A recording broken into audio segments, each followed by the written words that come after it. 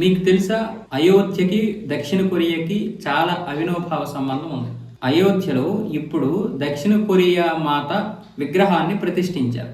అతి పెద్ద విగ్రహం అది. ఎందుకంటే దక్షిణ కొరియా మాత అంటే ఎవరో కాదు, మన సూర్యరత్న గారే. భారతదేశంలో అయోధ్యలో సామాన్య శకం 1వ శతాబ్దంలోని 48వ సంవత్సరంలో జన్మించినటువంటి సూర్యరత్న గారు యుక్త వయసు వచ్చేసరికి ఆవిడకి ఒక కల వచ్చిందట. ఆ కల ప్రకారం ఆవిడ సముద్రాల గుండా, భూమి గుండా ప్రయాణిస్తూ దక్షిణ కొరియా చేరుకున్నారు. ఆ దక్షిణ కొరియాలోనే అక్కడ పరిపాలిస్తున్నటువంటి రాజుని ప్రేమించి పెళ్లి చేసుకున్నారు. ఇప్పుడు వీళ్ళకి జన్మించినటువంటి రాజవంశాలే గిమ్హేహి, గిమ్హే కిమ్. ఈ 2 రాజవంశాలు దక్షిణ కొరియాలో ఉన్నాయి.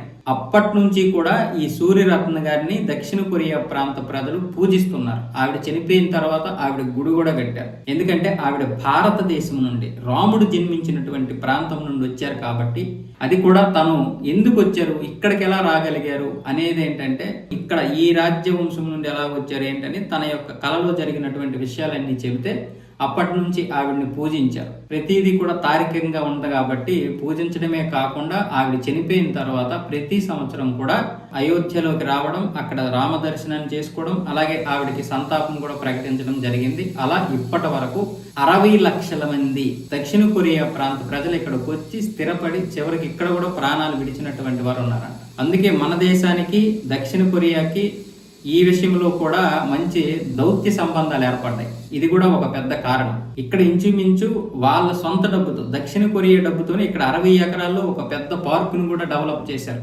ఇప్పుడేమొచ్చేసి ఆవిడ విగ్రహాన్ని ప్రతిష్ఠించారు భారత ప్రభుత్వం అనుమతితో. ఆవిడ ఇక్కడ సూర్యరత్న, అక్కడేమొచ్చేసి హేవో హ్యాంగ్ ఓక్ అనే రాణిగా ప్రసిద్ధి చెందారు. ఆవిడని అక్కడ అలా పిలుస్తారు. మనమేమొచ్చేసి సింపుల్ గా సూర్యరత్న అని పిలుస్తాం. మీరు కావాలంటే గూగుల్లో చూసుకుంటే ఆవిడ చరిత్ర మొత్తం వస్తుంది.